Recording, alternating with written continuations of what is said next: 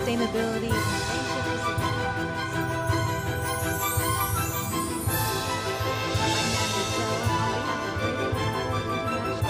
I'd like to welcome you to our 90th anniversary conference. 各位贵宾，欢迎您参与地球倒数媒体发声亚太永续发展国际论坛。我是杨昭燕，欢迎各位光临央广90周年的台庆活动。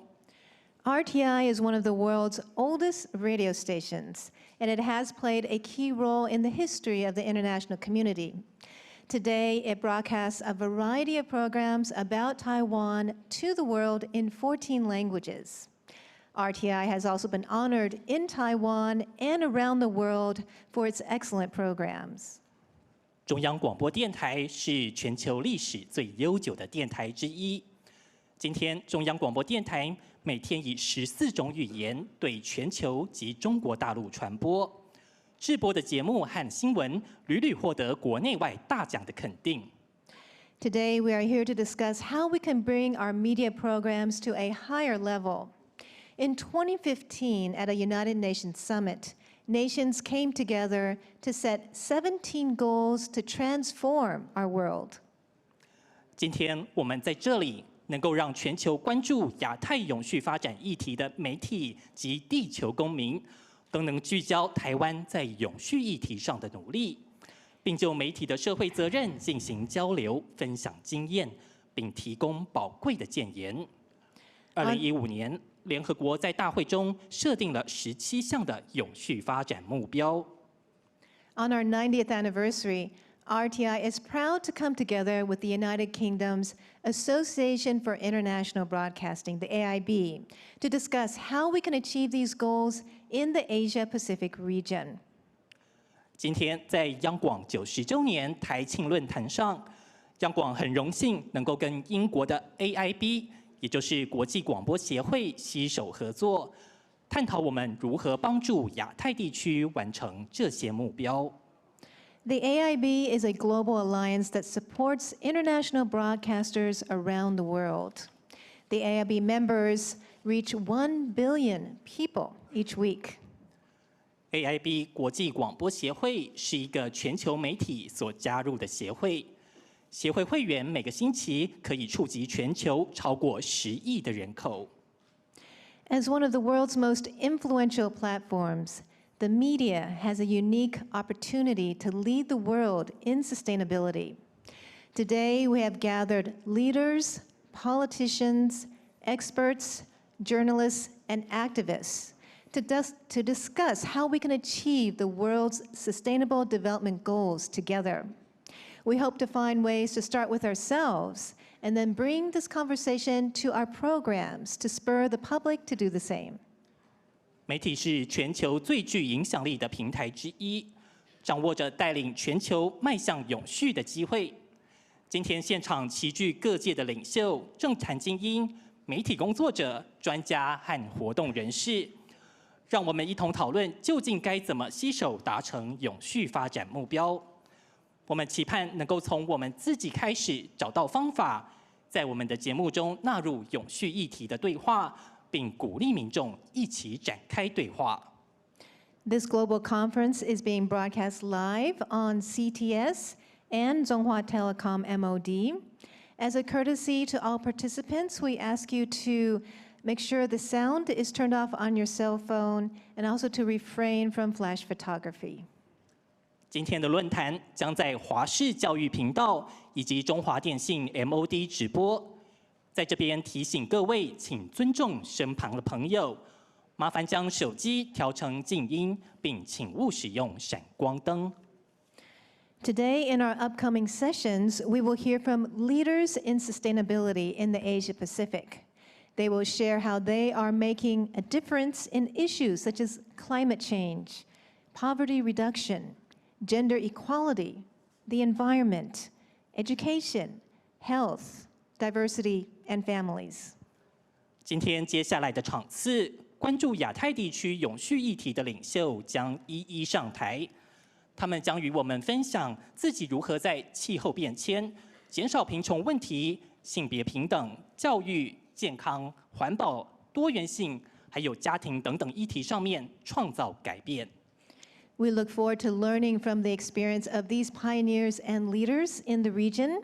We also look forward to learning from our nation's leaders about how they are bringing Taiwan to a more sustainable place.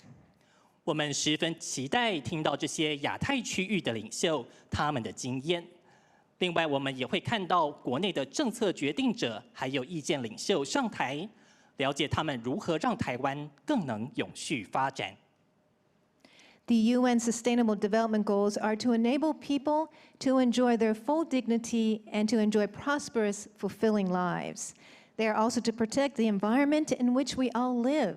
We look forward to the discussions today about how we, the media, can transform our societies through these goals.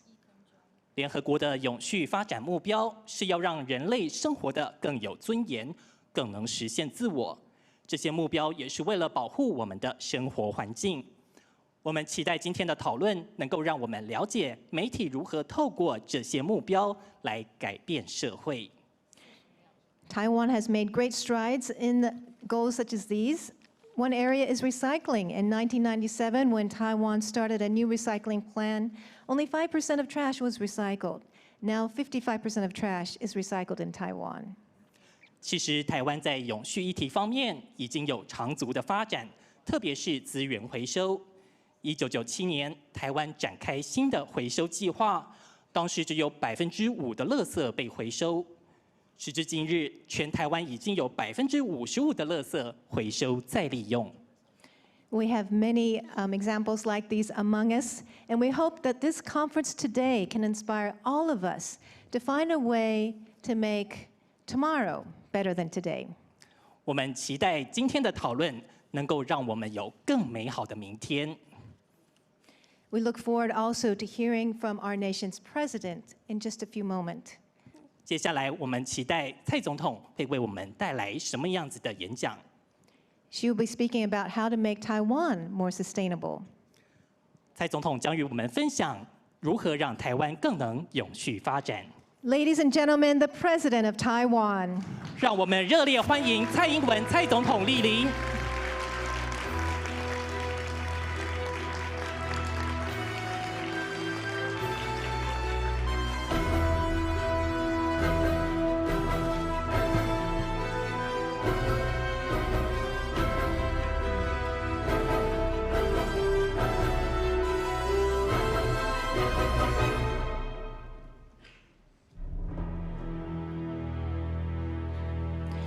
Now let's give a warm welcome to our hosts, RTI Chairwoman Lu Ping and AIB CEO Simon Spanswick, as they come on stage to speak about our conference. 让我们欢迎主办单位中央广播电台董事长陆平以及 AIB 国际广播协会执行长 Simon Spanswick 上台致欢迎词。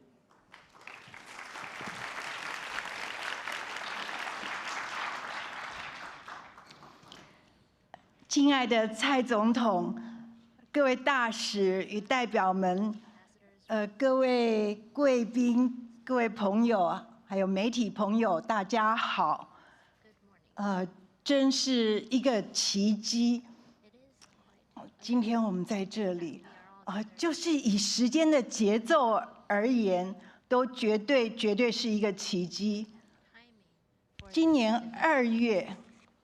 才是今年2月，那时候 AIB 的执行长 Simon Spanswick 到台北来，我们见面，然后谈到是不是可以在台北做一天的国际论坛，关于亚太地区，关于媒体的角色以及永续的议题，那时候只是一个可能，只是一个可能而已，只是一个可能。然后奇迹出现，今天我可以站在这里欢迎各位，特别要感谢。特别要感谢非常有经验的AIB 的团队，然后当然也要谢谢支持我们的政府机构以及私人企业，最要感谢愿意从世界各地来到台湾参加盛会的朋友们，包括最有杰出声望的学者、专家、媒体工作者、NGO 等等。当然也要谢谢我辛勤的央广同事们，因为他们的努力，我们让不可能的也变成可能。既然奇迹出现，既然我们承担起来，我们就要做得最好。今天有一天的论坛，晚上我们有跟 AIB 合办的颁奖典礼，明天还有大师访，一定会激发出很多精彩的火花，关于媒体的责任，关于媒体的角色，关于在永续议题上的新思维，等等等等。对每一位央广同仁最有意义的是，因为这2天的活动会让我们的机构央广在经过90年的岁月之后，依然青春，依然年少，依然有想象力跟创造力。这是我们90年诞辰最好的一份生日礼物。简单说到这里。Here's your turn, Simon. I will stop here and let's welcome Mr. Simon Spanswick. Thank you very much, Lu Ping. Madam President, ladies and gentlemen, it's a pleasure to be here in Taipei this morning and to be involved with helping RTI celebrate its 90th anniversary and to look forward to the next 90 years, give or take some, we don't know exactly how many it might succeed in lasting, but to do something positive, and that is all about looking at the issues around sustainability and the media. So we've been delighted to help curate this conference, which I hope is going to be a stimulating, useful, worthwhile event where conversations start and continue, very importantly, after the event.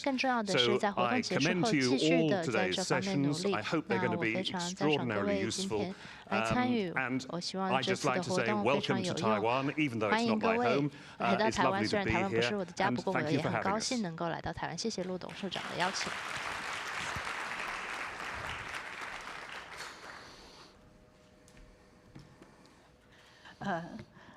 OK， 现在让我们恭请我们敬爱的蔡总统，为了央广90岁生日，更为了地球永续，请总统给我们一些祝福跟勉励的话。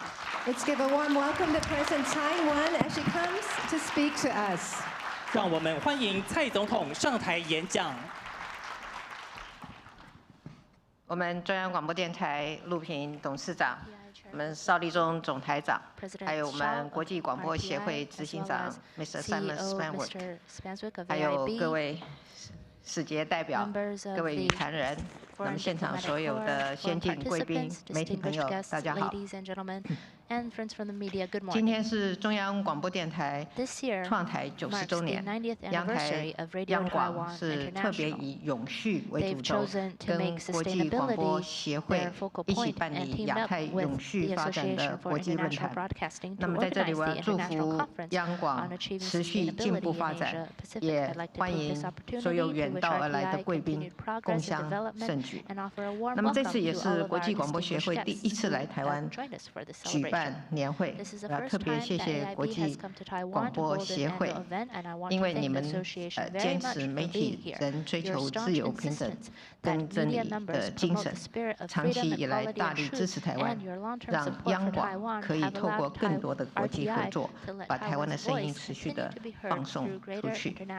那么回顾90年来央广的发展史，也就是台湾的现代史，这当中央广历经组织改变、就跟台湾的民主化一样，一路向前迈进。那么，它是台湾最早进入网络跟行动载具的媒体之一，近年来也全力的投入外语节目的影音化的转型工程。那么，在台湾的外交工作上，央广除了协助友邦国家建立或者维修广播系统，也跟国际重要的媒体持续的交流合作。另外，央广直播的东南亚语言节目也成为政府推动新南向政策和服务新住民非常重要的平台之一。我要借这个机会，我要向央广所有的同仁的付出表达肯定与感谢。那么展望未来，我也期许央广能够持续的发挥链接的角色，扩大台湾的国际参与。那么这2天的论坛就是最好的开始。面对全球永续发展议题的挑战，今天来自国内外的学者专家、媒体工作者以及政治人物串联起来，一起发声，寻找解决的方案。那么过去2年多以来，台湾在落实联合国永续发展目标上付出了许多的心力。前年，我们成立了行政院能源及减碳办公室，定期检讨温室气体的减量。那么去年，我们发表了首部的国家自愿检视报告，展现推动永续发展的决心。现在，行政院国家永续发展委员会已经拟定了台湾永续发展草案，要让各项的施政更切合目标。台湾每1年都比前1年向目标推进，我们也积极地建立国家新经济模式，透过5+2产业创新的计划，致力发展太阳光电跟离岸风电，来带动台湾的能源跟产业的转型。另外，在前瞻基础建设计划里面，我们也特别编列绿能建设的预算，来加速产业的创新。台湾的努力也不分政府跟民间，就在上个月，永续发展目标联盟刚刚成立。这个集结了产官学研以及非政府组织的交流平台，将带来更大的推动能量。我们不只是在国内推动永续发展，也协助友邦国家面对气候变迁的挑战。我们的信念很简单：地球不分你我，只有台湾的永续不是永续。同时，排除了台湾的永续，也不会是这个地球的真正的永续。这条路，台湾会坚定地走下去。我再次谢谢各位的支持，让台湾成为全球永续发展，让台湾可以做出更多的贡献。我相信，透过这个论坛的成功的举办，将带动更多媒体站到第一线，重视永续发展的议题，也期盼这2天的交流能够获得丰硕的成果。那么各位提供的宝贵的意见，都将作为台湾永续发展政策的重要的参考。我要祝福我们今天的论坛顺利成功。谢谢大家。Thank you, President Tsai Ing-wen, for your remarks. Please stay on stage as we remember this occasion with a picture. 请蔡总统留步合影。I'd like to ask RTI Chairwoman Lu Ping and AIB CEO Simon Spanswick to come on stage to take a picture with President Tsai Ing-wen to mark this global partnership in sustainability. It's a tricky one.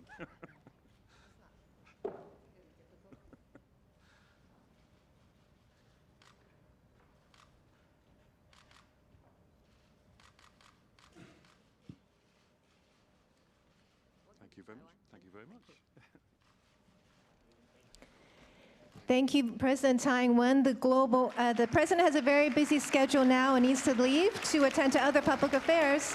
Let us thank President Tsai again for her remarks and for her presence. 让我们恭送蔡总统离开会场，谢谢蔡总统。